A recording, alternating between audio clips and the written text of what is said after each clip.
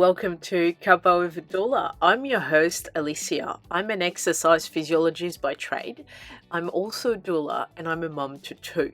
I created this podcast over a year ago now to allow mums to have a platform to safely share their birth and parenting journey, regardless of where they birth, whether it's a hospital birth, it's a planned C-section, whether they birthed at home, and whether they had a midwife present or not. It's all on Cuppa with a Doula.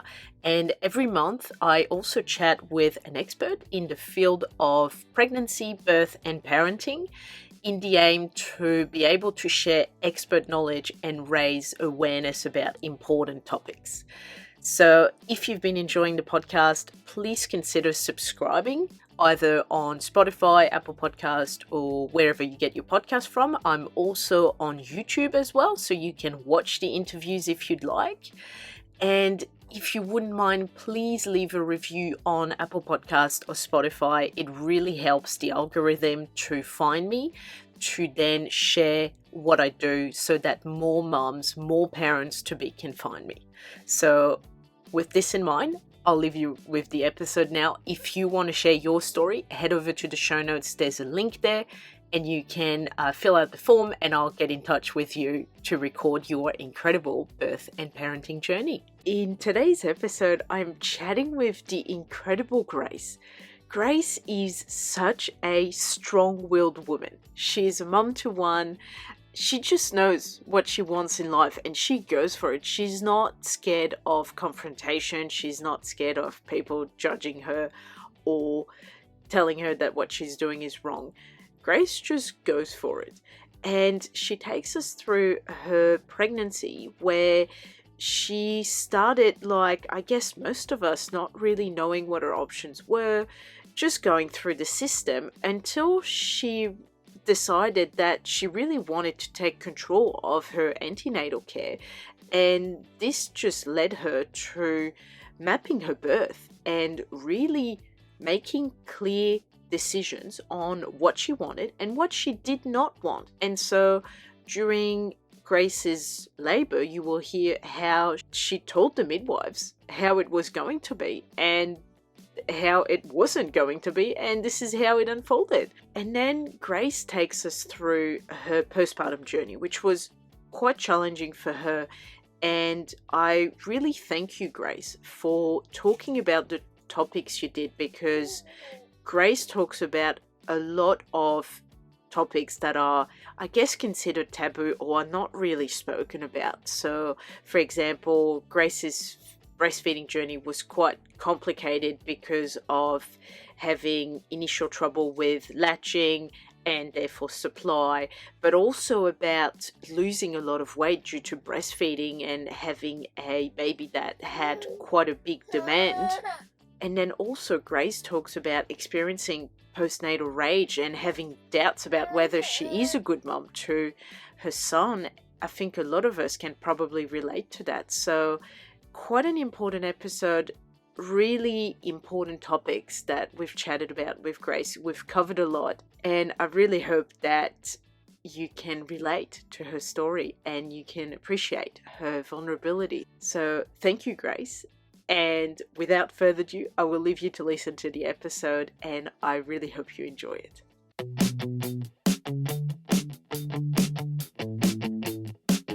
Hi, Grace. Thank you so much for coming on the podcast.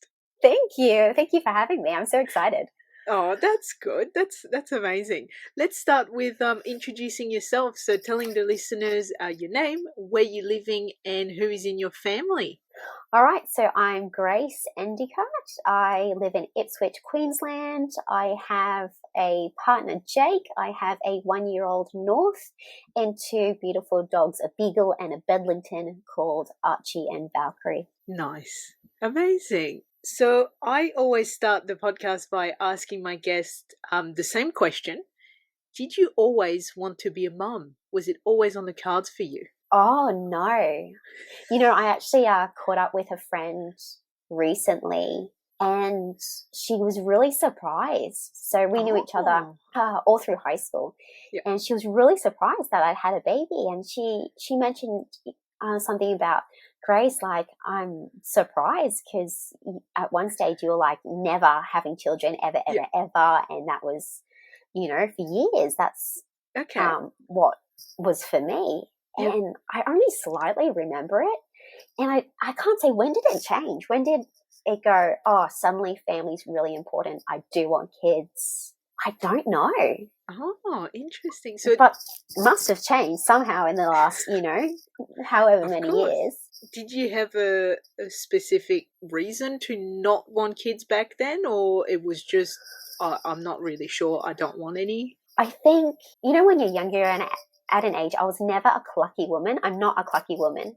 Yeah. Even at this stage right now, I will see women and their babies and I go, I really don't care about the baby. I care about the mum. Like, I'm not someone who goes, oh, give me your baby. Oh, isn't it cute? It's like, no, I'm happy with my baby. Yeah. And I do love my friends' babies. Like, something about them being from your friend, there's a certain love I have for them. Yeah. But I do not see a stranger's baby and go, oh, you cute little thing. No, I don't care about your baby. I care about you. I care about the mum. I'm not a baby person, Okay. except for my own and my friends. Yeah. So I think because of that, I never had I can't wait to have kids. Yeah. It was at some point, something in my life changed and I was like, this is the time. I do want to have kids in my life. Yeah. I want to have them before I'm 35. So let's get on it. And actually, I remember talking to Jake, like, when we first got together, I'm like, so I need you to know that I want to start having kids at this age. So you're either in or you're out. This is what's going to happen. So. And he was happy with that, obviously. Yeah. I love the, the direction. You have a clear path. It's got to be before this age. Why before 35? Is it, like a woman biology fertility thing? It's more about autism and the risk of autism. And so I spent, for the last few years before North was born, working in special needs. And so being surrounded with children that are very high on the spectrum, that are in special needs schools, and seeing the challenges and how difficult it is. Like, being a mum is difficult. To be a mum of an autistic child is more the next level. It's huge. And it was so important to me that, whatever happens, happens. If nature takes its course, and that's what happens. But I don't want to add to the risk. I've been around it for too long. It would just stress me out. So that was really important to me. And it is, like, as time goes by, because I'm 32 this year. Oh, am I?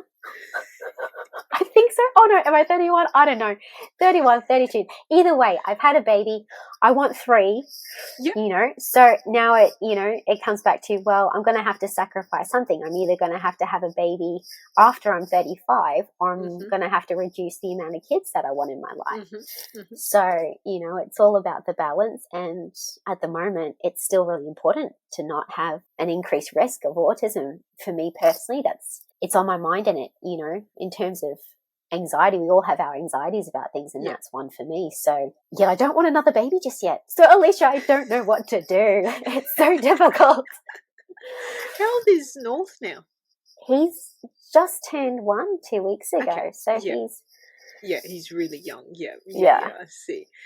I guess, the only way that you would have your 3 babies before 35 is if you got twins somehow, right? I'm not sure if that's something you want to wish upon yourself. It's it's the 2 for 1. It's in terms of birth, they say that it's very much once you have the one, second one's going to come out all fine. But it's the raising, how do you do the 2? How do you feed the both? But hey, I'm willing to do it if it means that I get everything that I want. Plus, I have a great support system, so I'm ready to just bring everyone in and put that on them as well. That's some really interesting topics. That you're raising, the knowing how many children you want, and not wanting to have children, past a certain age, but then at the same time you're aware of your own age and you're going, well, I'm not ready to have another child, and obviously you can't force yourself to be ready. That's normal, but don't don't stress, because you'll find at some point when North is, I don't know, however years old, you'll be like, oh, I think I'm starting to see that, I could expand the family then. And then you'll probably find that at this point, age is, it doesn't matter, because it's also about your health at the same time. So there's a lot of factors, obviously, that come into play in terms of, fertility and the risks that are increased with age. But, you're not 45 either, Yeah, that's true. It could be that I get to 35 and suddenly I go, you know what? Suddenly this anxiety isn't there anymore, and I'm ready. I'm happy for a second child or a third child. Yeah, exactly. Who knows what it's, but that's what plays on our minds, isn't it? It's, That's right. Our plans and weighing the things, our pros and cons. Yeah. So did you plan to conceive North when you did? Yes. Yeah. It was, we're not trying not to. Yeah. So it was just, if it happens, it happens. It happened really quick. We were very lucky. Nice. And I think it was in the first few goes of trying, actually, the first few months. It happened so super fast. I think I was ready, all those years of going, I don't want any babies. And then it was like, body's ready. Yeah. Let's go. Let's do it. Yeah. Did you realize straight away that you had conceived, or did it take, a few weeks to kind of see, the symptoms coming in and that? It took a few weeks, honestly, because I didn't believe it. I was like, no. I'm not even going to do a test until I think the 2 or 3 weeks where a lot of the tests say it's pretty 99% sure or whatever. Yeah. And I did it at work, actually. I went and got a test, and because if I was pregnant, I wanted to let my partner know in a festive sort of way. So I didn't want to take it at home. So I took it at work, and I remember just kind of looking and being like, oh my God, this is a thing. This is a real thing. And I go out of the bathroom and I go to my closest coworker at the time and just kind of show her. And we kind of just look at each other, and I'm like, I'm crying, we're crying, she's crying. And it's well, I don't know how to feel. It was great. And I told Jake a week later, so I kept it to myself the whole week. Wow. Because I went straight onto Etsy, and I got those little onesies that said family of 5 or something. It was it had little paw prints on it for the boys. It was my big brother in, I don't know, July or whatever it was that I did. And then I got a cake, and so he came home, and there were candles all around, and obviously the present and the cake. So I can't remember what he did, but he opened the cake, and I have a recording of it, and I have to say, and he knows, he did not react the best. And it's not that he was disappointed. No, he was so he was so happy, but he was just kind of blown away that he just didn't know what to think or say. And so of this recording, he was just kind of looking at it. Yep. Just looking at the cake, and then kind of looking at me, and then looking at the cake and going, wow, we're good at this. That's epic. That's not what I want on a video. Wow, we're good at this. High five. Fertility. But yeah. Is he a big sportsman, maybe? Because it almost sounds like, you high five your teammate when you've scored a goal. Yes. He is not a sports person at all. I love that about him. He is not a sporty man at all. That is so funny. So apparently you guys are good at this. Yeah. That's good to know. There you go. We'll see. We'll see when we try again. So how much did you know about, pregnancy, models of care and all of that, coming from a place of, I don't really want children, to, we're really good at this. It happened quickly. What did you know? Nothing. Oh, okay. I mean, obviously I knew how to raise children in the sense that I looked after children in a school setting from, preschool to high school. So I had a lot of experience in the actual raising, but of the baby stage, nothing. Of the pregnancy, of the birth, nothing. I went to the GP eventually and said, I'm pregnant. Let's do whatever we do. Yeah. And then so started the kind of slide of going, oh, I've really missed out on like getting into midwifery care, you know, all of those things, because you just don't know. If you don't know, you don't know. So I just followed the GP, you know, shared care schedule. I just did sorts of, you know, what they told me to do. I went and got my tests. I went to the hospital when I needed to go. And it was only through the shared care and having such a bad experience that I had such a fear of birth that I wouldn't be listened to. And it's that sort of fear and anxiety. Like it was so heavy that I was, out of necessity, I had to take control. And I had to then protect myself of what I felt they were going to do to me. So yeah, and that started then my journey. Yeah. So did you only get offered shared care when you went to your GP, or did he or she present like other models of care options? No other option. It was this. Wow. I didn't know any other option existed. I'm pretty sure it was like, oh, it's COVID, I will do shared care just to make it easier. And I was just like, sure. That's what we do. That's what people do. Let's do what people do. That is really tough because, you know, like, I mean, your experience is probably the most common experience out there of, I don't know much about pregnancy, so I'm going to my GP hoping that they are my guiding light and they will tell me, you know, what I can do, where I can go and so on. And then the GP is like, oh, we'll just do this. So they make the decision for you. Yeah. And then you just go, oh, okay, well, maybe that's what everyone does. So, okay, makes sense. Good. But then, as you said, in your experience, you realize that there's just, you know, you're not being cared for, and you're not, you know, it's, how are you meant to prepare for your birth when you're seeing a GP who you're not going to be birthing with? You're not going to be birthing at, obviously, the GP clinic. Like, you're not even seeing the providers, the midwives that work at the hospital yet.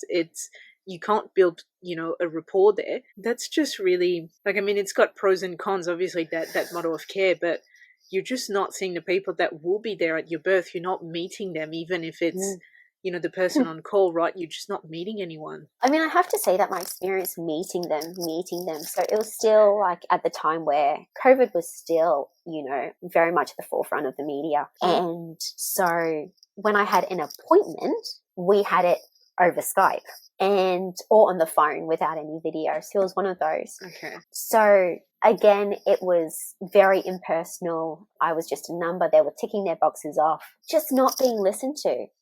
Yep. So even with the providers that I would be birthing with, obviously in the public system, GP shared care, I was not going to have that same midwife anyway. Mm-hmm. If we talk about the same provider being the same hospital and the people that work at the hospital, I did not get we are here to support you at all. That was not something I received. Instead, I received a lot of judgments on my body weight, and you know, I shared with them that I have OCD at time to time, and they did not listen to me when I said, listen, I don't need any referrals. I'm quite fine. I have my OCD under control. If it does get, you know, at a point that I think I need to see someone, I do have a psychologist and I will see them. That's who I'm comfortable with. I was not listened to at all about that. My BMI, you know, has been low. I have a very fast metabolism. It's a gift from my dad, you know, but that means that I can, again, people are going to be super jealous, but I can eat whatever I want and I will stay very thin. But that meant that they saw my BMI and was like, oh, you're not nourishing your child. You can't nourish your child being so thin. This is a worry. And so it put me down as if like I couldn't grow my baby to a healthy weight, which was ridiculous. Because I think I told you, Alicia, my son was born just over 4 kilos. He was perfectly well nourished. Yeah. He was very nourished. But I just got out of it feeling so unsupported. And it still makes me a bit upset, you know, that feeling of not being encouraged or listened to make you feel that even though you know deep inside you're not doing anything wrong, just that small voice, you know, when they add to that voice you have in your head that, you know, you don't want to listen to, but they added to it. And, I hate them for that. But I also thank them because they made me change the whole approach that I had to my birth, you know? And because of that, because taking control and taking ownership and responsibility for my birth, I had the most beautiful birth. I'm so Oh, proud of my birth. it's amazing to hear. Yeah. Do you know, I'm so sorry to hear that, you got put in a box, you got judged for your BMI, which I've heard stories of mostly the other side, where the women have a bigger BMI for any Yeah. reason that is, and therefore they are told that they just can't do this type of birth, or they just have to comply with an induction, or they just Yeah. have to do whatever it is, obscure things they have to do. And then in your case, they're just looking at you. They're looking at a number, a BMI, which we know a BMI is to look at a population level. We know it's not to look at an individual level. Somehow the hospital is still taking your height, your weight, calculating a BMI and going, oh, you're underweight, your baby's going to be so small, and making big assumptions when that was not the case at all, obviously. And we know that women come in different size and shapes, and some are taller, some are shorter, some are thinner, some are not. And so what? That is insane that in the 21st century they're still making assumptions that if you're tall and you have, you're thin and you have a smaller BMI, your baby's going to be undernourished. That is not even true. Like, that is unacceptable to be judged based on your body size and your BMI, and then make big assumptions as to how well you're nourishing yourself, and then how big or not your baby is going to be. That is not acceptable. Like, they should know better. They should really know better by now, but they don't. I don't They know. don't. And they saw the BMI, and so they moved to their next step in their list was like, okay, let's refer you to a nutritionist. Like, Oh gosh. are you kidding me? I eat incredibly well. Like, I am very good at my nutrition.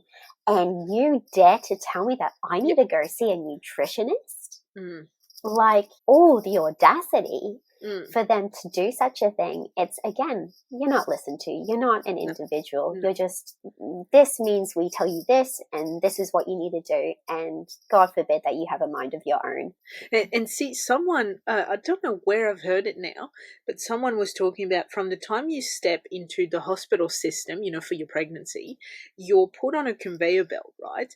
And then all you do is you just advance through that conveyor belt, and then, they ask you questions, they screen you, they take your BMI and so on. And so from there on, that takes you through a different path, right? So in your case, you had extra referrals, obviously, ticking boxes, just going, oh, okay, she's got a smaller BMI, she obviously doesn't feed herself well, let's refer to a nutritionist, without even asking you, anything about your diet, anything about your food intake, anything like that. That would have been the first point of call, because we know that, it's not a one size fits all.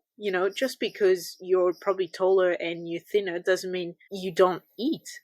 Like, literally, it's like they could have asked and then decided if therefore a nutritionist referral was appropriate or not. But no, they just go, oh, ooh, low BMI, ooh, nutritionist referral. There you go. And then you're just taken through that path of, okay, well, if this, then that. So Yeah. if she ticks that box, we'll just take her through that referral and so on. And as you said, that's, you're basically a number in the hospital system, and that is the sad reality of it, is unless you pretty much tell them how it's going to be and you advocate and you say, no, I'm not going to do this, or tell me why you're recommending this, or you're asking questions, then you're just following this belt and you're just going, oh, okay, well, that will take me somewhere, and you just have, You're just giving yourself up yeah, to fate, yeah, however, yeah. whatever happens. Yeah, and the problem is you don't know what you don't know, right? So you think, when you step into hospital, you think, well, they want to help me. They obviously want me and my baby to be healthy. They want to do the best they can, but they just don't have the resources and the facilities to be a one-on-one approach. So they just go, okay, she ticks these boxes. She needs to do this, therefore. And we know that's not the way to approach birth. That is not the way at all. And we know that they're also not providing the education and the empowering, the advocacy. They're not telling women that they can ask for, an alternative, they can do something else, they can say no, they can decline. They're not telling them that, probably because want you to, right? So from there on, from basically realizing that the hospital is not, is not listening, they're not really helping you. What did you do to, take a different path for your birth? So it started with some podcasts. Now, I'm not going to name names, but that actually sent me in the wrong direction because I was hoping to listen to, positive births.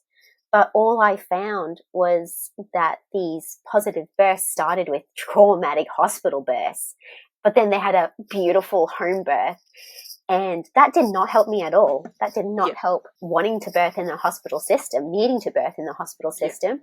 So I had to keep searching. I found hypnobirthing. I found podcasts like yours, The Midwives Cauldron, Evidence-Based Birth. Oh, that's my dogs right there. What are they doing? Let's hope they figure themselves out. No, Arch! Oh, no. I'm going to have to bring them in, Alicia. I think they think we've all disappeared on them and they're devastated. It's not just my baby that has separation anxiety. I have two other dogs too. So yeah, podcasts like The Midwives Cauldron, where I found solid information about my birth so that I could say what I wanted, what I didn't want, and feel like if they argued with me, that I would have concrete evidence to back me up. Exactly. And that was so important. Coming from a psychology background, biomedical sciences background, having research was so important. Having evidence-based research was so important. And those ladies, they gave it to me. They made me feel confident, but they also made me feel that being midwives, that there were midwives out there that would support me, that it wasn't just a bunch of midwives in the hospital system that were just going to ignore me. Listening to them every day, I was doing meditations, affirmations, really preparing my mind and my soul to have a beautiful and confident birth. Really, we did a beautiful photo shoot. My partner is a great photographer. And so we went out to the beach at like 5 o'clock after a stormy morning. I got super naked and just had like a scarf. There was no one there. And we did a beautiful photo shoot. And then using those photos, I did like all sorts of affirmations that I then took into my birth suite. But I also had them around the house, looking at them, envisioning the beautiful birth that I would have, the strength in my body, the synchronization, the natural nature between my baby and me, and trusting it, trusting that bond, trusting that it's a natural process, and then hypnobirthing, that was okay. Simply, I think it's of great value, but because I had done so much research, it didn't add too much to me. What it did provide was my still partner,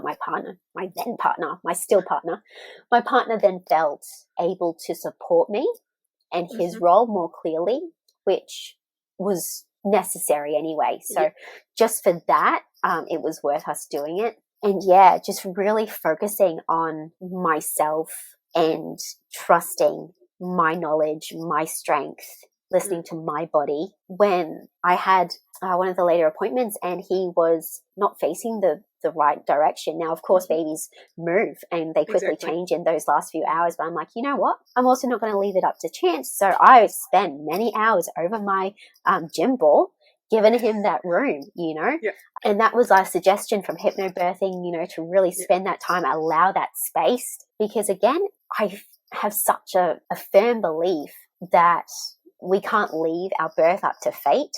And whilst it is a natural process, our bodies are natural, and we naturally these days sit on our bottom. We're not walking around too much. And so there are things that we do that prevent the natural birth of our babies. We have to work a bit harder. So, from podcasts, the affirmations, the meditations, the working with my body, going walking, giving that space for North to get in the right position. And that's not easy to do when you're 41 weeks pregnant. You just want to sit on that couch and just enjoy watching TV. I don't want to be like on all fours over this gym ball. No one wants to do that, but it takes work to have your birth.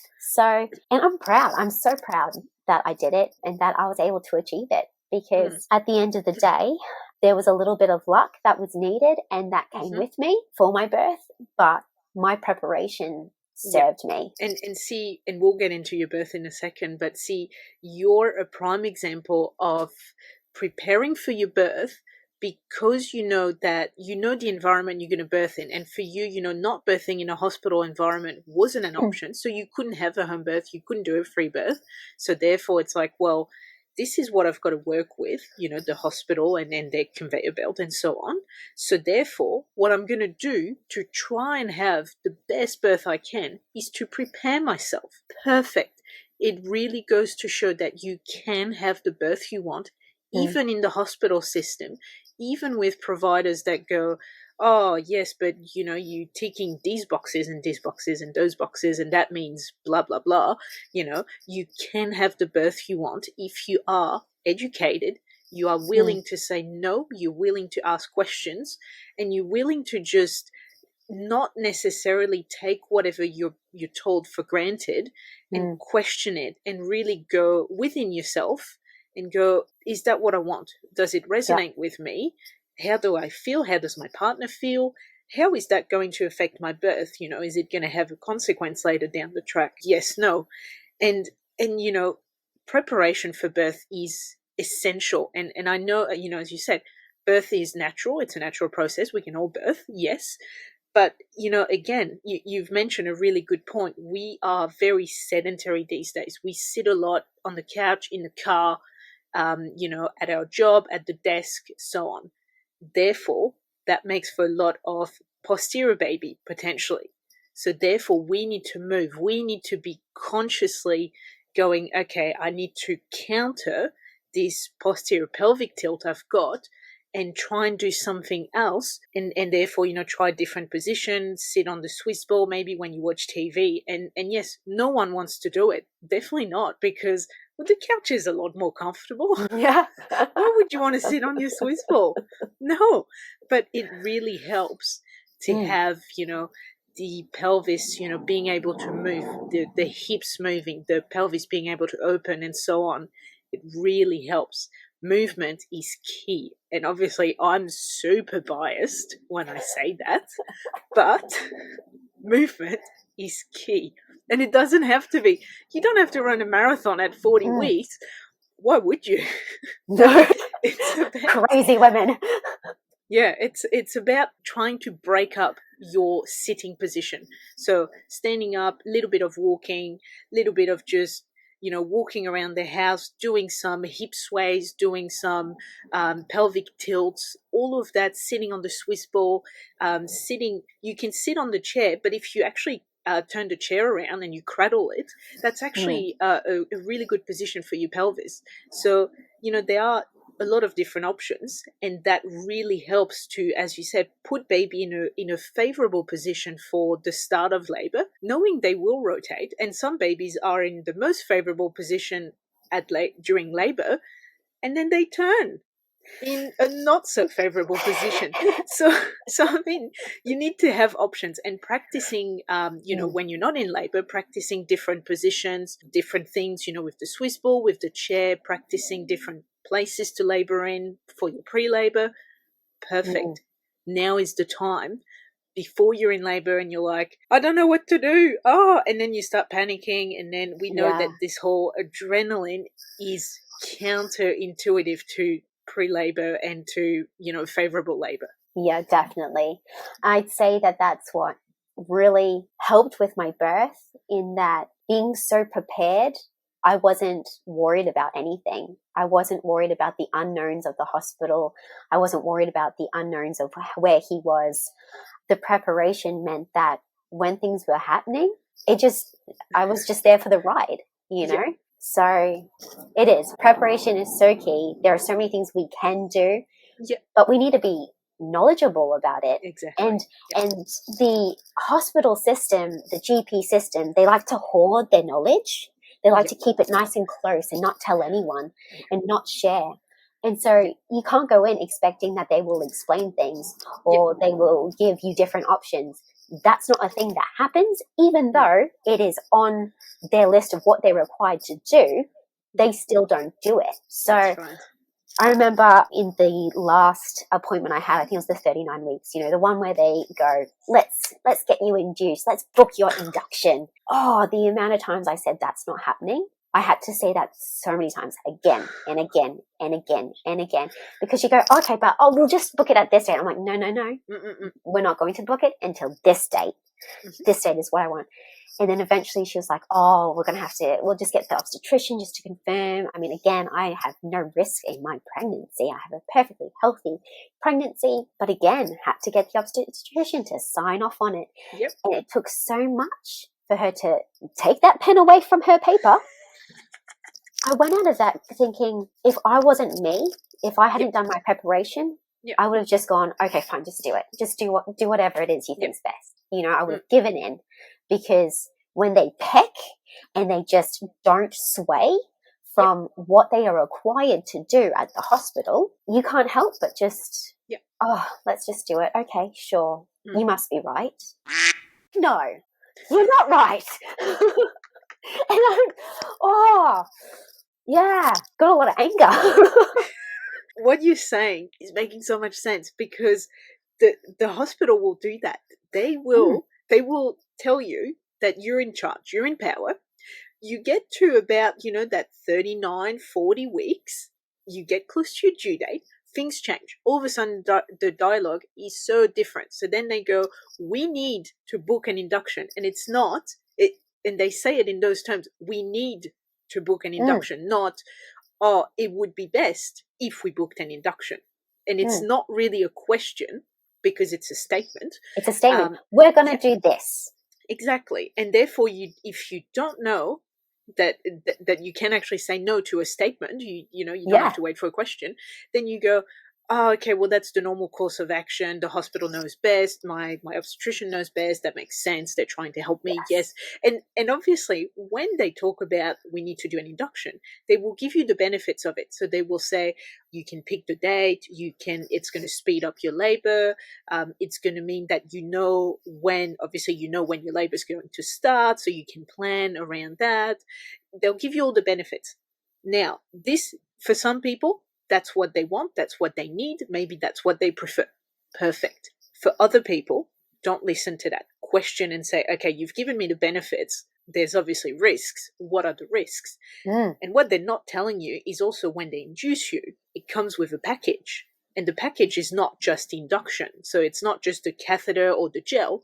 It's also that they're probably going to augment your labor with Syntocin.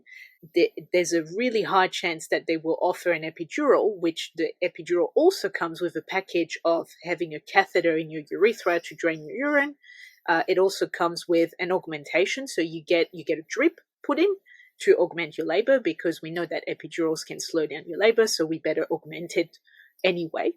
And then you're pretty much bound to the bed, and you need CTG monitoring as well. So when you're being told about the induction, do know to ask about what package it comes with, what it means in terms of where you will be required, so to speak, to labor, whether you can be mobile, whether you can have Bluetooth.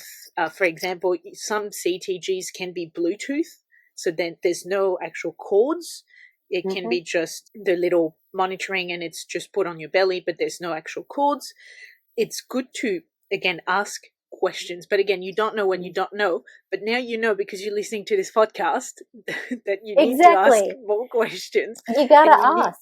And you need to dive further. And also, and I can't stress that enough, and I'm probably super annoying if someone's listening to every single one of my episodes, I probably say that every time. But you can say no to anything. If they say, we need to, blah, blah, blah, you can say no. It's not a question. But they can't do anything to you unless you say yes.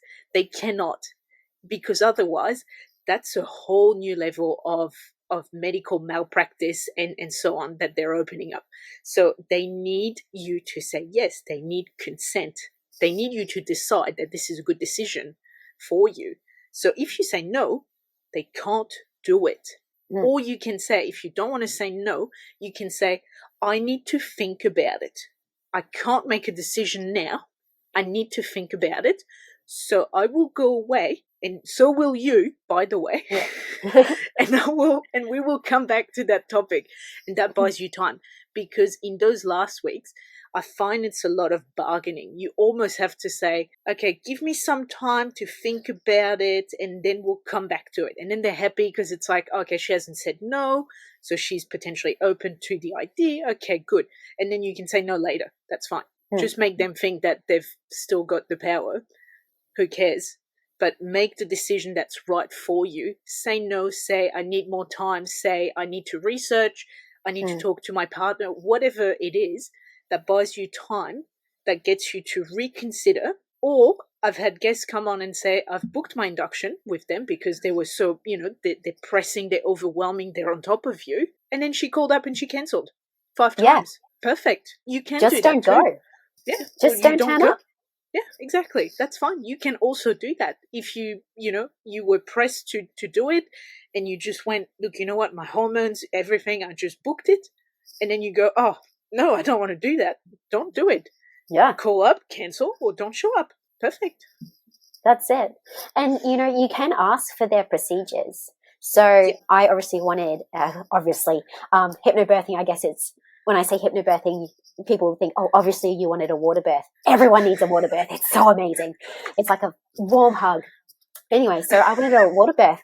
And I asked them at the 39 weeks, I'm like, okay, so other than this and this, is there anything else that would stop me from having a water birth? And they go, oh, we're going to have to look it up. And so they did. They had to look up their procedures that the hospital told them, okay, if this happens, then this needs to happen. And they just printed it out for me. And I looked it over and I read it through and I'm like, okay. So it actually also said that if, a woman's in the bath and they don't want to get out, well, guess what, honey? You can stay in that bath. They just have to go through. They have to go to the next person in charge and then the next person in charge and bring them in hopes to convince you to get out of the bath. But baby, if you don't want to get out of that bath, don't get out of the bath. No.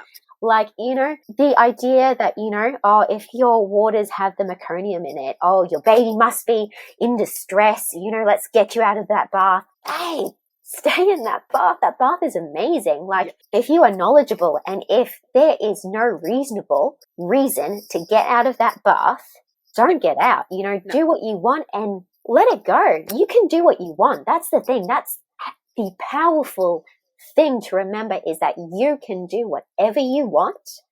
It is your birth, it is your body, and you stick to it. You listen to whatever you need to listen to, but at the end of the day, do what you want and they can't stop you. No, that's right. I was told that too. If you get in the bath, I can't physically remove you from it. And I went, great, I've heard green light. Perfect. Let's do it. Let's get me in this bath. And just because that was taken out of context too. So in my context, I was in a birth suite with a bathtub that I wasn't allowed to use. So you were not allowed to get in the bath for an obscure reason. I don't know what the reasoning was. I tried to ask for the last, 8 weeks of my pregnancy. You couldn't get in the bath. So I was told, okay, well, I want to get in the bath because I know the benefits. And there's a bathtub, it's calling me, I'm going to get in. And she said, I can't remove you if you get in. And I went, okay, cool, let's do it. How terrible, right? Like, you've got a bathtub in the birth suite and you can't use it. Like, right? That was beyond me. I could not understand, and they couldn't justify it. And they were like, oh, I think something happened, years ago, and so we've made a procedure that said we can't do it. And I'm like, what do you mean? We know that the water birth is, it's got so many benefits. And then they just go, oh, we've had one, I don't know, little incident, whatever that was. So now no one else can use the bath. We're going to take this away from all these birthing women. Exactly. Yeah, just for the small thing. It's, hospital policy at its finest. Oh, exactly. Anyway, let's get back to your birth. So what happened in the days leading up to your birth? How was that? And what was the first sign of Northa's labour beginning? We had my father-in-law stay with us, and I did not want to go into labour with him here. I wanted everyone gone, Okay. Yeah. And so just like, your baby and you both have to be ready. And I was not ready. And so as soon as he left that night, again, it was right on my 41 weeks as well, and I woke up at 3 o'clock, went to the bathroom, blood came out, and I was like, oh, all right. And I was like feeling a bit of discomfort, and I'm like, yeah, this is something. I'm like, I wasn't even entirely sure it was labor. I'm like, it's probably not. It's probably just like, something going on with my body. That's not labor. But I was bearing down already. Like, I was on the edge of the bed, and it got to the point I was like, yep, Jake. We had like this little app, which was great. Totally recommend it. Those little birthing apps, and they just give you like affirmations, but they also like you press a button and it starts the time your contractions begin and end. And so it was like, get to the hospital. I'm like, okay, we'll go to the hospital. So we hopped in the car, and Jake took forever to get ready.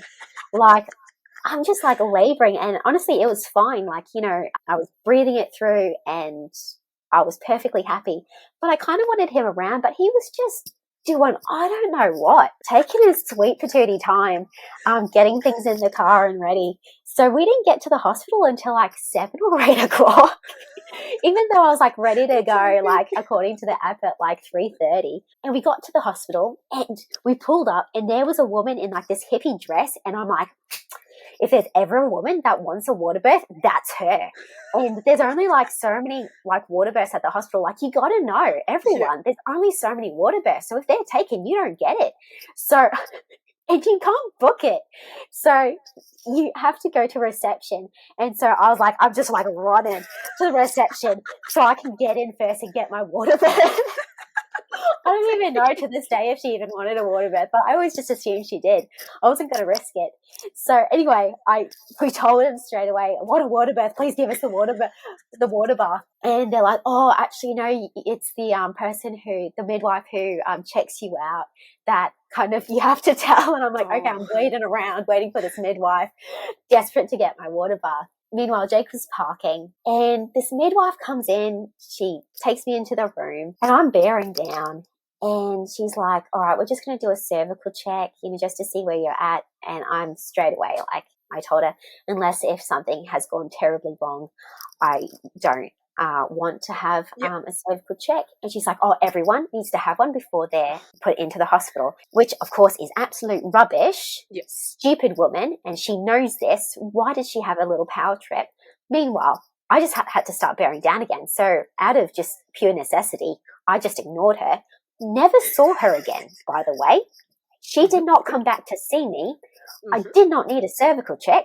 The next person I saw was my midwife. Good. Who came to get me. Jake was there. We slowly made our way to the room as I kept bearing down at different points. And they were getting the bath ready. Jake had been organizing the room to have candles and music and like turning the lights down. So I got in there. Everything was ready except for the bath. They were still running it because it's obviously a massive bath and it takes time. But as soon as I got in, it was just a massive warm hug. It just helped things so much. I would not say that my birth was painful. There was discomfort. And again, that's owing to the preparation. Again, breathing. Like, people look at the hypnobirthing breathing exercises and they go, oh, that's really simple. I can do that on the day. But if you don't practice, then you can't blame it when it doesn't work. Because I practiced for months. Every day, my poo breaths, man, you should have heard my poo breaths. They were great, So it was just second nature, doing my breathing, listening to my affirmations as, my contractions came and went. And it was beautiful.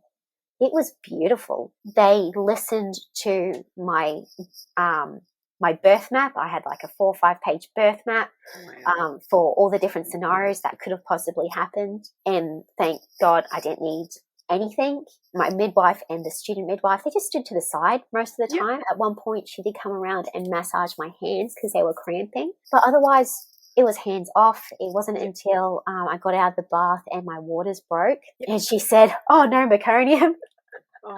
You can go back in. Again, just ignored that. Thank you very much. I'll get back in my bath. And he came, like, I looked at the clock. And so it was like 9 or 10. I don't even know. So he was born at like 11:10 in the morning. So from 3 o'clock to 11, that's kind of how long it went. And I remember I got to the stage and I'm like, I just want this baby out. I'm not breathing my baby out. I just want him out. Like, I'm done. Like, Yeah.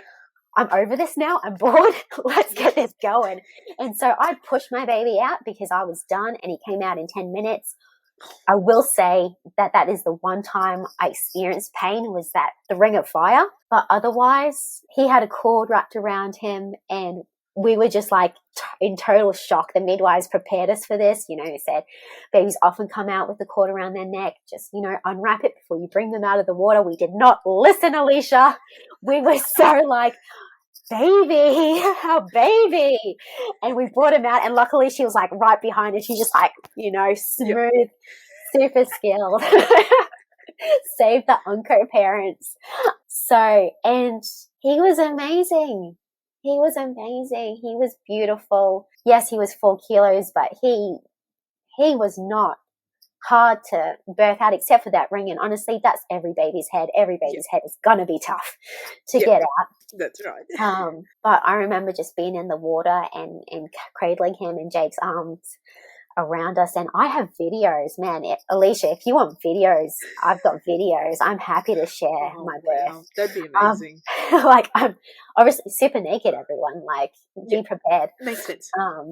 But it was beautiful. And I had the obstetrician come in at different points just to introduce herself. And I know I saw her at one point just sit down and read my birth map.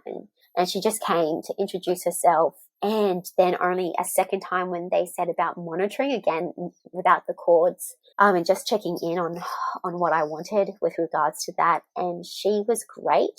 As soon as my contractions started and I went into my zone, she stopped talking. She went away. She didn't bother me. She very much respected my space. Both the midwives, qualified, and the student and the obstetrician, beautiful. And the only thing is that he gave me a tear because he fisted himself out. And so on my labia, there was literally a fist-shaped tear. So no like actual perineal tearing or anything like that. It was on the labia because of his little fist. Because it came out, so his head came out and then his arm came out. And that's what did it. So That's epic. that's it. To be fair, like the women, so the obstetrician, and then she also got another obstetrician, and they stayed on the bed in the birth suite fixing me up. I didn't go anywhere. They were very considerate about everything. They asked my permission about everything. Good. Honestly, I got a labiaplasty out of it. Like, some things don't look that great, but honestly, I think they made my labia look better than it ever did before. So, yeah. And I would say we had a bit of trouble with breastfeeding the latch. So that took a while, a really long while to get him on. And they were really helpful with that too. Good. The whole experience was beautiful. Like, I felt completely respected and listened to, and that everything went the way I wanted to. Amazing. So there was definitely elements of luck in there, but again, owing to the preparation and the hard work that went into that. And we left at 5:00 that afternoon, only because we needed to get a pediatrician to see. So my son has to, between his second and third, a bit of webbing. And so we had to get just a pediatrician to come in and have a look. And that is what took us so long to be discharged, because we were ready to go like a few hours after the birth. They'd done all their checks and we were really just waiting. We were holding up a bed because they needed to get other specialists in to just sign off and say, oh yeah, his mobility is not going to be affected or whatever. But yes, that was my birth. That's amazing. That is just so good to hear, how hands off and how respected you were. That is amazing, and that's how it should be. And as you said, there is an element of luck in that you don't know who you're getting, and you just never know if the midwife you're going to get is, I don't like to say hands off or hands on, but that's literally what it comes down to. And we know that if a woman is having a low risk pregnancy with no flags, no complication, there's no reason to be hands-on unless she she wants, she wants the hands-on, right? Unless the woman is requesting a lot of, maybe she's requesting pharmacological pain management, or there is, something, or she actually needs maybe help Or with like the changing heat position, pack. whatever. The heat pack some women can get, like, if they're not birthing in a bath, the heat pack just to help the perineum. Yeah, That's right. all those That's right. things. A midwife being hands-off should be the norm. It should be that a midwife stands back and is watching, and they're on the lookout for anything. They're on the lookout for, I guess, so to speak, things to go wrong. But if nothing is showing up and they're seeing that everything is unfolding as it should, then there is no reason for them to be involved. And so therefore that's how it should be. That is not how it is all the time. So therefore, as you said, there is an element of luck in that. But other than that, you and obviously Jake, your partner, you just did all the hard work, because I'm sure that if it had come to that, Jake would have stood up and you would have said, Grace doesn't want this, Grace wants this, and she's not moving and she's staying there, and probably you can go. Yeah. And he would have been your guard dog. That's it. And Yeah, he would, like, exactly. in the birth, like, he got a bit frustrated at different points where they would want to speak to me, and he'd be like, they're going through me, and I was actually fine with it, because everything was, I didn't feel like it was affecting my zone when they would come, because it was very rare and it didn't happen very often. So I was happy for them to come, but he was like, he was ready. He was for the fight, and anything that, he thought was even the slightest bit, he was like, because he was just there. He was there protecting the space with my little water bottle that, he kept nice and filled and offering to me, because that's, again, you need to stay hydrated when you're in the water bath. And so he was just there, offering the drink and just protecting the space. That's amazing. That's the great thing about hypnobirthing, or any birth preparation you do with your partner, and it doesn't have to be a structured course. When you do your research and then you go to your partner and you go, oh, I've read this thing, and therefore I want to do this, or I feel that this would be more beneficial for us because blah blah blah. Then when you're informing your partner, and they also obviously inform themselves, you don't have to do all the hard work. They can also do a bit of research too. When you both do that, when you both get involved into what you want, how you want your birth to look like, how you want your space to look like, what happens if things don't go to plan. As you said, you talked about a birth map. So mapping your options and going, I'm going to make decisions now for if things go differently, so that in labor, I'm not trying to make a decision. I'm not trying to think about, the benefits, the risks, the alternative.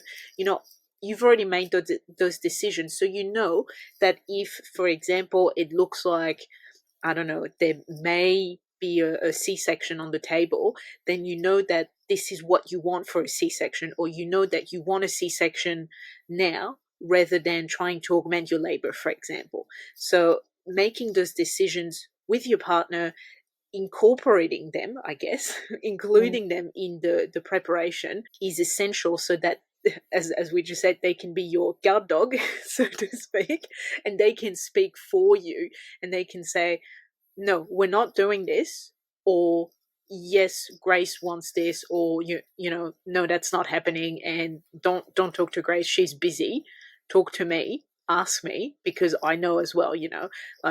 There's this big assumption in birth that you can only speak to the birthing woman, because the only one that knows their choices, their preferences, is the birthing woman. Not true. The partner usually also knows the birth preferences, the birth the birth wishes. Obviously, the only one that's going through labor is really the woman. She's the one experiencing it. But the partner is also knowledgeable, usually. Being, I think, involving the partner, because I think most of them want to be involved. Exactly. It is just as much their experience. Exactly. And yes, it doesn't perhaps affect them like it does us.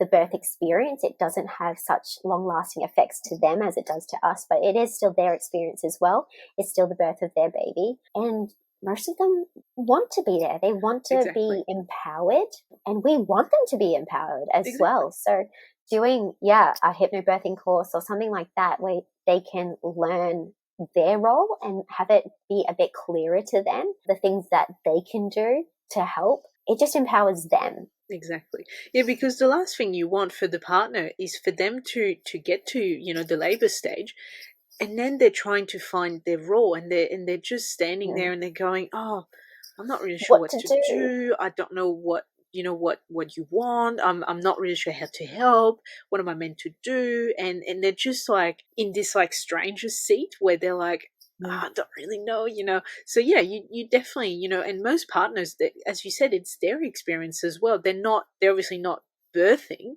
but they're going through it all. Usually if you're up for 50 hours for your labor, they're up for 50 hours as well. Like usually it's like, if I'm going to be in pain, if I'm going to feel that, you're coming along for the ride, hey? Yeah, that's it. That's the job. The job Yeah. of the dad starts before the baby's born. Exactly, definitely. So how was once you were back home, discharged from the pediatrician, and you're back in your space, in your bubble, how was that early parenting like for you both?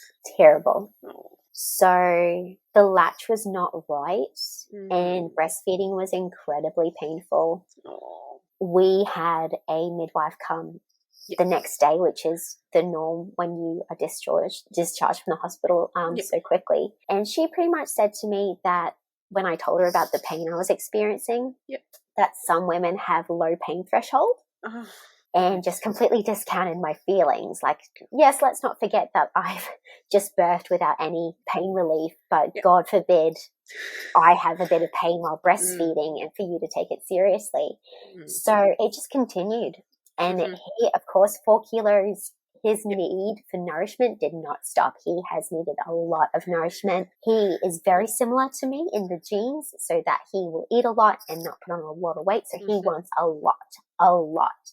Yeah. And it got to the point that Jake would bring him towards me to feed, and I would start crying. No. Like I just didn't want it. And we listened to people, that said, babies should only need like every, 2-3 hours. Yeah. And so he was then crying because he was hungry. But again, we didn't know to ignore what people were saying, but also like I didn't want to feed him. I didn't want to feed him. I was in such pain. So it wasn't until, again, Katie James is a lactation consultant from the Midwives Cauldron, and she had always empowered women to, if there's a problem with your feeding, get it seen before it gets too much, because that's when it's harder to help. Exactly. So knowing this, I then called the MARTA.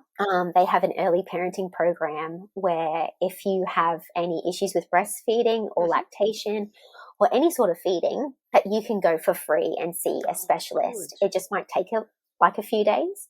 But I did that because I was not going to be disregarded. I was in pain and something needed to change. Yeah. And thank God I did, because it was so much more helpful having a proper lactation consultant give me better positions, get the feel of breastfeeding, because it did not come naturally to me. And so from then on, the pain went away. Eventually, it took some time, and then I was able to feed him more often. But again, it was rough. I had serious baby blues. I often had the thought, what have I done? I have made a mistake. I don't think being a mother is for me, but what can I do now? I was completely devastated by this loss. I felt massive sense of loss of my life, and my baby was beautiful, but he would cry all the time and he wouldn't sleep. He is to this day, he is a terrible sleeper. He's only just 1, and still from 2 months ago, he's now on 1 nap a day. That's ridiculous. But he refuses to sleep. He hates to sleep. He has massive FOMO. It's incredible. And no matter how much I bounce or do anything, like I would dance my heart out. And that's what led to one of the bigger problems, is that I lost an immense amount of weight so quickly because I fed him so much, because he's so hungry.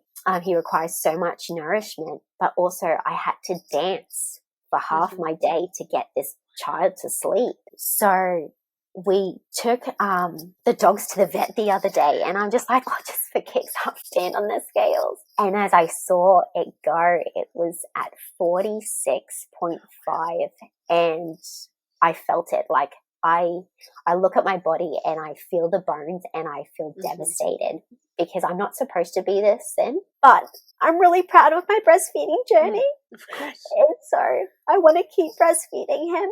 But between feeding and what's required to get my boy to sleep, I was losing too much, and I still am. And I eat a lot.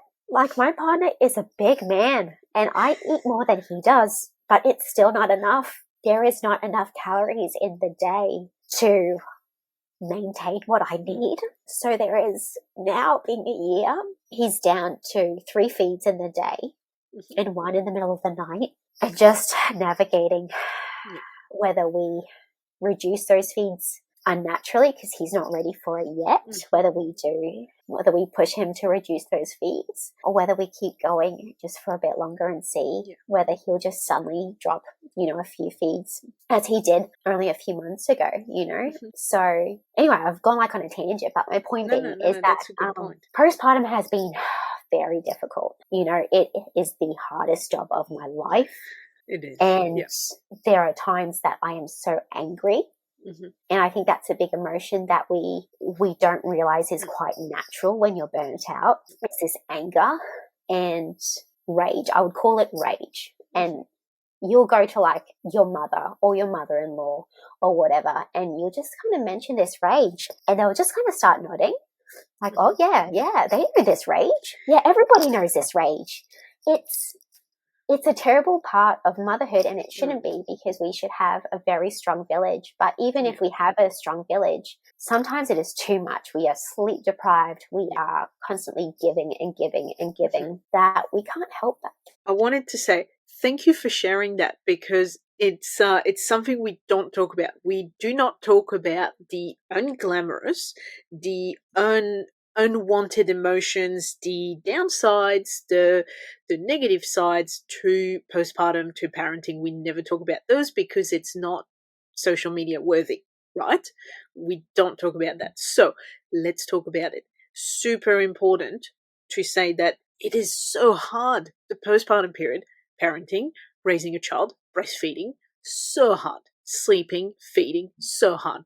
And I'm so glad that you've mentioned everything you've said, because it's, as you said, you needed help with breastfeeding and you were not being heard. Like, oh, it's normal to be in pain. No, it's not. And we know that even with a first-time mom, she will know that something is not right. And then she's dismissed by her midwife or whoever the care provider is, going, oh, well, I mean, it's normal to get pain, but then it gets better. And then by the time it should be getting better, that's when the problem is established. And then it's really hard to work backwards to fix what was the small problem to start with. So, as you said, super important message. If you think that breastfeeding is not going right, there's something you're just not quite, you can't get the latch correct, or you don't know what you don't know. As you said, it's a learned skill. It's a learned skill for you. It's a learned skill for baby. Yes, they are born wanting to breastfeed, but they still need to learn, because obviously every breast is different. Every mom's going to have a different shape and size and so on, and that will affect their latch for sure.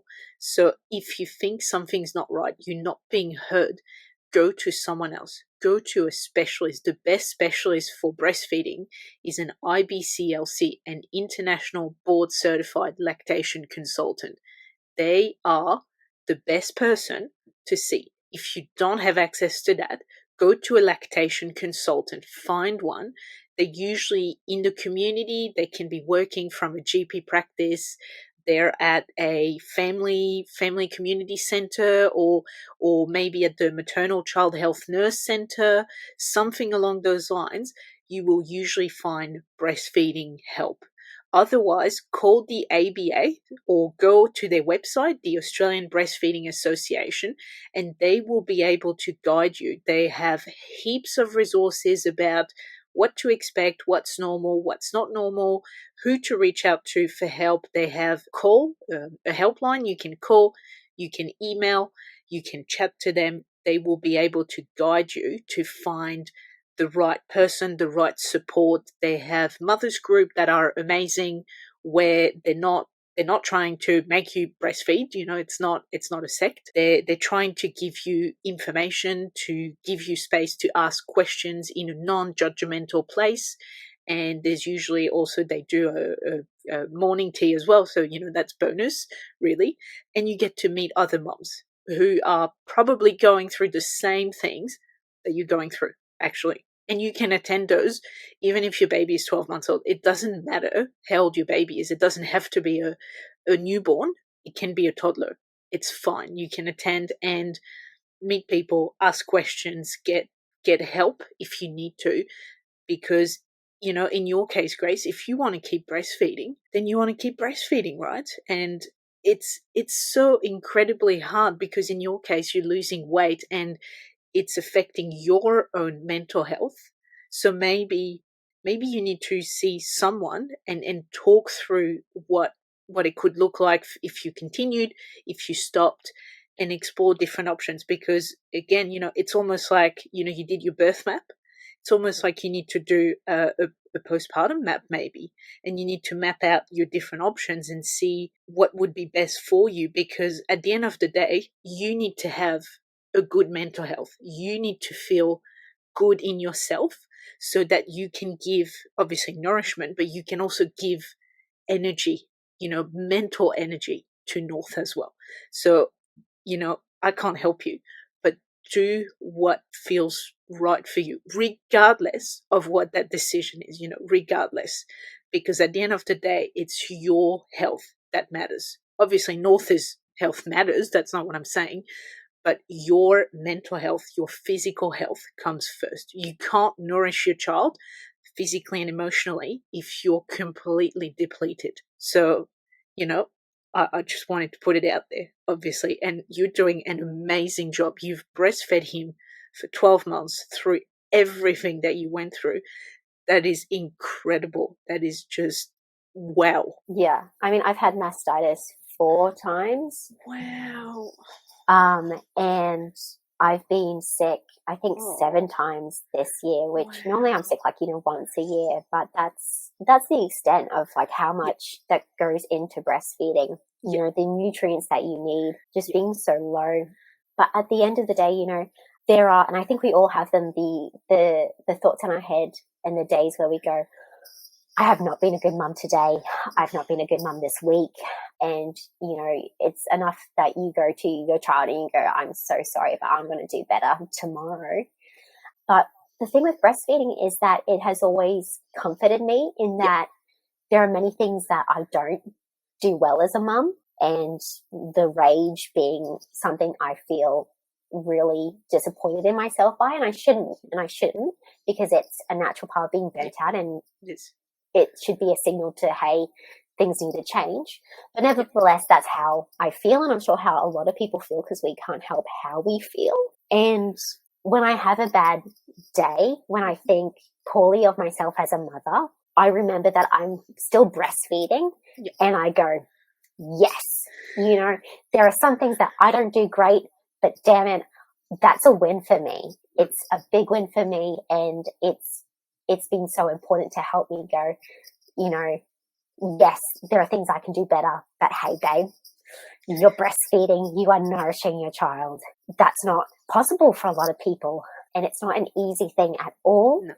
And take that win, and I take that win. So for me, it's so important that I end this breastfeeding journey when he wants to. But you're right in that something needs to change, because I'm not getting it, even though I have very good nutrition.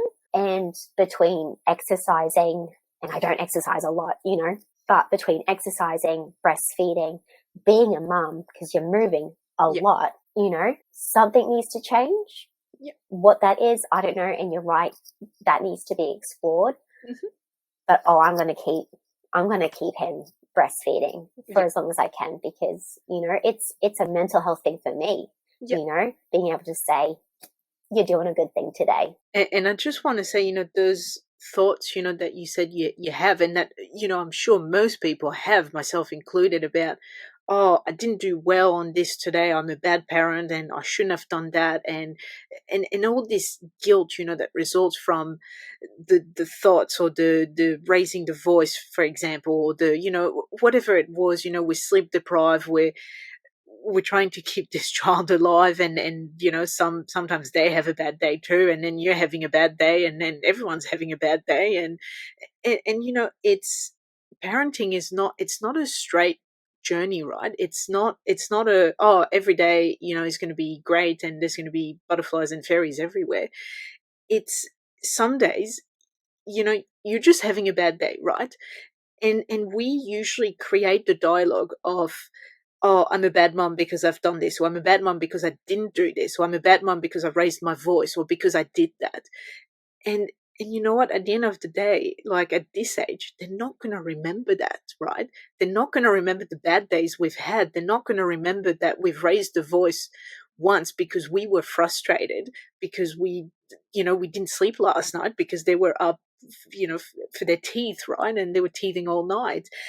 And we create that dialogue. So I think it's important to also acknowledge that, probably from an outside perspective, if someone was watching you parenting, they would probably go, you're doing an amazing job, and but we tell ourselves, oh, I'm doing so bad. Oh, I messed up. I didn't do well. I should have done that. I shouldn't have done this. But it's probably all our internal dialogue, and it's really hard. Like, I do not want to sound like I'm dismissing your feelings at all, because I'm acknowledging that it is so hard to not, I guess, give in and listen to that voice and go, oh yeah, I've definitely messed up. I'm definitely a bad mom. Yeah, I definitely, my child's going to be scarred for life. But I think, and that's, you can choose to answer or not, but that, I feel like we all need access, and free access, Medicare based access, to a psychologist, to mental health help, because parenting is so hard, and there's a lot of things, the transition from not having any children to having one is really hard. And there's a lot of things that we just need to, I guess, put on the table and then talk through, and probably get validation that you're doing awesome, you're doing so good, and everything you're doing is amazing. And you basically, sometimes all you need is someone to cheer you up and to go, yeah, you made it through this really bad day where, it didn't start off well because you slept for 2 hours and your child was up all night, and you still showed up. You obviously fed them, you changed them, you kept them alive, you kept them entertained. Yes, they watch TV, so what? It doesn't happen every day, whatever. So all of that to say, and you can choose to answer or not, are you getting mental health help to help you through this very tough time that is parenting? No, for me, I found great support in finding my tribe. I went to a community mothers group when he was very young, and two women just stood out to me as women that we connected. And since then, we make the effort, because, it's hard to make friends and it requires effort. But these women, we will get together and I will say my worst thought. Say, for example, I will go and be like, I hate my child, and I hate hating my child because I love my child and I want to love my child. And that's just an example of something I've said.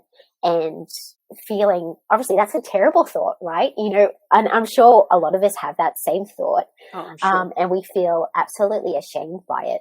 And so I didn't even want to say it, but it was like at a moment, and I just looked at her and I told her, and I shared my feelings, and she just looked at me and just nodded. And, as you say, it's the validation. It's the saying your worst thoughts and fears as a mother, and seeing them reflected in that person next to you and going, I feel that too.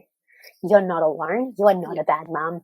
This is exactly what we feel, at different times. And it's that validation. It's that sorority that that connection, that Exactly. we are not alone, and I can share those thoughts. I can share the worst and the best and have it supported 100%. And for me, that does more than my psychologist ever could. I still think that's important at different points, especially if you're suffering from postpartum depression or you think you are, or postpartum anxiety. Then definitely, for me, being, again, I study psychology. I shouldn't diagnose myself, but I've done like the questionnaires and shit, and I'm like, yeah, I do not meet the criteria. I'm just a mum. You know, the anger I feel is not clinical. It is just mummical. That is not a word. That was ridiculous. But my point being that having a support system in your friends, not your partner, not your family, but women who you feel you can share anything to, the triumphs, and have them support it, even if their baby is not, you know, at that stage, that they can enthusiastically support you and congratulate your baby for walking or whatever they're doing, you know, and also supporting you 100% when you're having a terrible week or month or whatever it is, and being able to voice the worst thoughts and not being seen as a bad mum, but as just a mum and doing a great job. That's so valuable. So yeah, people, find your mum tribe, find your mum friends, your forever friends that you find through your postpartum, because they are the most valuable thing. And it's so good that you found those people, you know, that you found people that resonate with you, that are, you know, as you said, you can be yourself. You don't have to pretend to be someone you're not. You know, you don't have to, you know, put your makeup on every day and pretend that everything's, you know, flower and roses. You know, you can tell them how it is. Because parenting is not, it's not always, you know, flower and roses. Sometimes it's really hard. And so therefore you need to have those people where you can be yourself and you can say the things that you need to say. And as you said, you know, they're probably going through the same thing, because that's what we do. And again, we don't talk about a lot of things that are negative. We don't talk about mental health. You know, rule number 1, never talk about mental health, because you're going to be seen as a bad mom or your child's going to be taken away. Not the case. Definitely not the case. It is so important to talk about how we feel, how, you know, how well we're going or how well we're not going, and also talk about the feelings we have, because chances are that mom friend is going through the same thing and she's going, oh, I'm not the only one. Oh yeah, I hear you. That was me last week, you know, going through that and having those thoughts and doing those things. That was me last week. Yeah, I definitely get where you're coming from. And when we get that validation, it just changes everything, and we go, oh, okay, I'm not the only one. Great. You know, I'm so glad to not be the only one feeling that or thinking this, you know, like it's just so good. So yes, we need to have a village, but these days we just don't have a village. So I guess the way to create it is to go to, as you said, you know, you went to a mum's group, go to a mum's group, a babies and mums. Come to my mum's group. You know, exactly. And what I want to say on that is, because I've done that when my baby was smaller, and I went to one, and I was like, oh, I felt like all the mums group would be all the same, and they're not all the same. And I can tell you that as a first time mom, I thought, oh, I'd walk in and everyone would be like so friendly and so on. They'd be like, oh yeah, you know, and then trying to include me. And I can tell you, the first one I went to, they were not my people. And I still showed up for maybe another 2 times until I realized that I didn't have to show up to a place where it didn't feel right for me to be there. So I gave myself permission to go, this is not right. They're not my people. And I went to another one, and then I actually found, you know, friends, and it was a lot better. So if you're like me, you don't have to keep going, because, well, you know, that's what mums do. They go to mum's group and so on. And eventually, you know, they were not my people. I knew it from the start. And I don't know, I felt like I had to keep going because that's what moms do.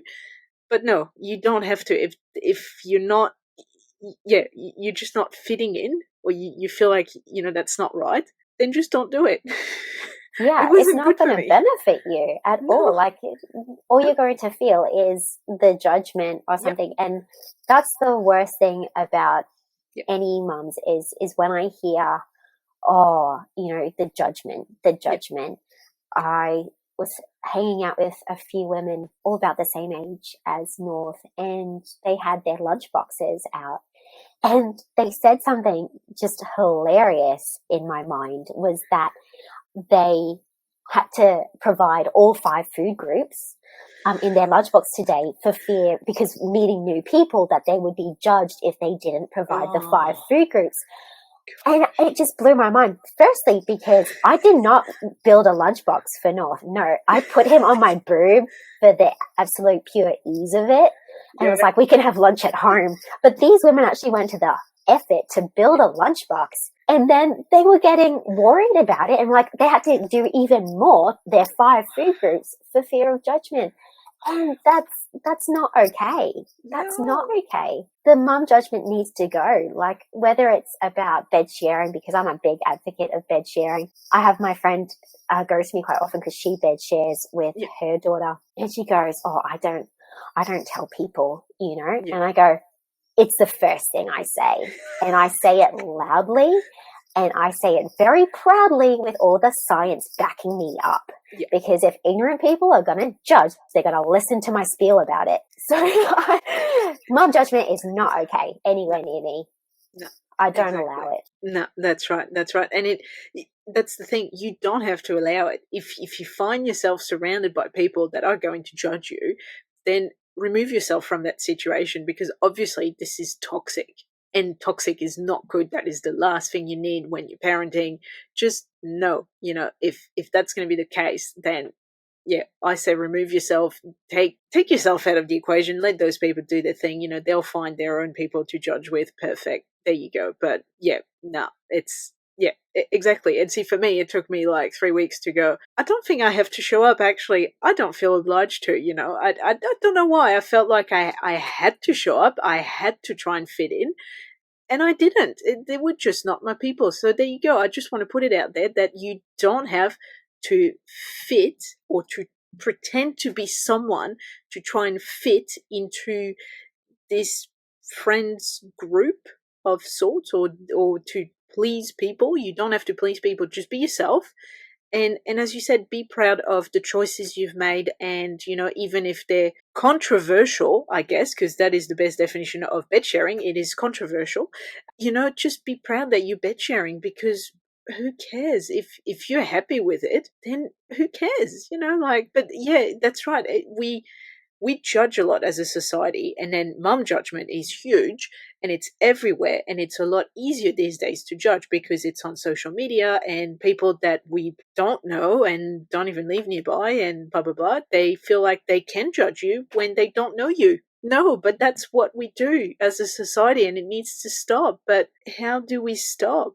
I don't know. I think it's, again, it's hard because it requires a certain level of self-confidence, doesn't it? Yep. Like, to be able to say, no, your opinions don't gel with me at all. Yep. And not everyone has that. Yep. So the hardest thing, I think, is finding your village. Yep. Because they can then support you when you go and hear these terrible things that Yep. people are judging you about. Yep. You can go back and your village can support you in that. That's if you don't have the self-confidence to speak up to that person directly or to those people. I think education is a great thing. And I like a good bit of a battle. Confrontation is my wheelhouse. So if I feel like, again, like in the birthing area, like when I feel like I've got guns of evidence, and armor, surrounding me, I will go into battle and bring it. I'm excited to face you down. So again, like, people come up, not that anyone actually ever has. No one has ever said a bad thing about bed sharing, let me tell you. Not to my face. Yeah, that's right. So if they had, I would have been armed with all sorts of wonderful things to say. But I enjoy that. A lot of people don't. A lot of people would be faced with their judgment and then just kind of go inward and get really sad and upset. And of course, that's completely expected. But know that there are people out there just like me that are fighting all this ridiculous judgment. And you don't have to if you don't want to, I guess, That's right. You just need to find your village and find the people that support you. And that's the biggest thing. And leave the fighting to the ones that have an interest in it. Yeah, and also, parenting it comes in different forms and shapes. Not everyone parents the same way, and probably thank goodness for that, because that makes for, very diverse, diversity in the world and different humans being raised and so on, right? And the problem is in early parenting, if you're not doing what everyone else is doing, then you're such a black sheep and you are looked down on.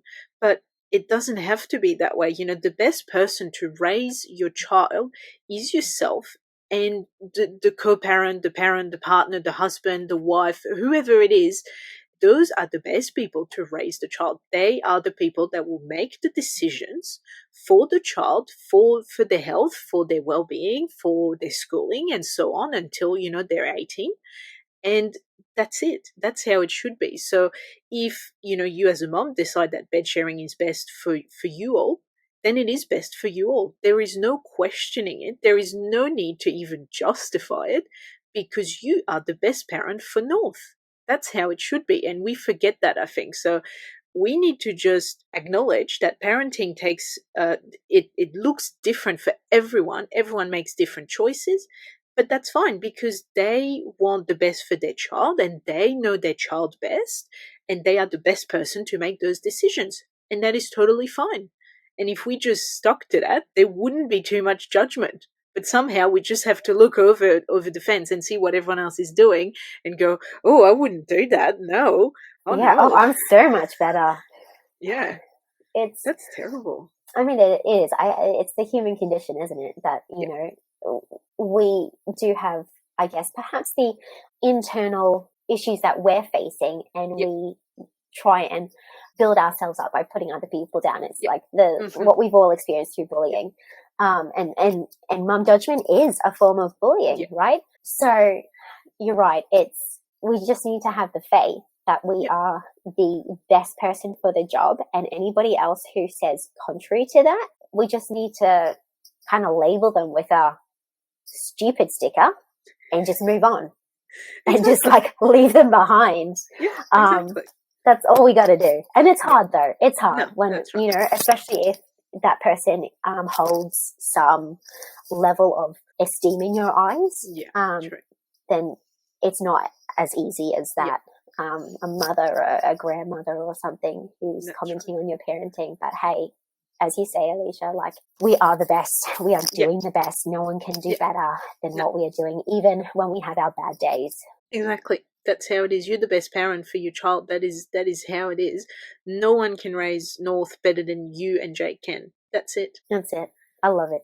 Oh, that's amazing. Well, I think we'll finish up on this, and thank you so much for everything you've shared. I am in awe of your birth story, because it's incredible how obviously you birthed him and you just went, yeah, you know what, like, you can watch me, just don't intervene, walk away if you need to, but I'm going to do this. And then thank you for sharing all your insight into postpartum and parenting, and telling the truth and saying the things that no one wants to say, because that is how we get things moving. That is how we realize and listeners realize that they're not alone in this, and probably what they're going through. We've all went through this before, and we've all had the same thoughts and the same guilt and the judgment, and we've been there, and we can all do this, and we can be, and we are the best parent ever for our child, even when we have bad days. That is part of the human conditions, to have bad days. That's how it is. And I really hope that you find, the help you need, that you find the path that helps you both to be, nourished, and to also be thriving and doing well, mentally. I hope you find that. however form it takes, whatever pathway it takes you on, and that you can be thriving as a mom. Thank you. And thank you for having me. I've had such a good time. And listen, I love speaking the truth of motherhood. You know, we need to do it more. We need to be prepared to just let it go. Yes, that's right. That is right. We just need to talk about it and just, you know, put it out there that everything we're going through, probably everyone is going through that, and it's all normal. It's all part of normal. There's a variation of normal, and it's a huge spectrum, right? It's not just, only if you do this is it normal. It's no, all of this big spectrum is normal. Normal looks different for different people. That's how it is, right? That's it. I've had such a good time. Oh, well, thank you, Grace. Thank you. I'm glad. Thank you for listening, and I hope you enjoyed this episode. If you want to get notified of when a new episode comes out, please subscribe to this show on your podcast listening platform. Also, I would really appreciate it if you could leave me a review on Apple Podcast or share this episode so that other moms can find it. If you would like to tell your own pregnancy, birth, or parenting story, please head to the show notes and you will find a form there to get in touch with me. Again, thank you so much for listening, and I will be with you again next week for a new episode.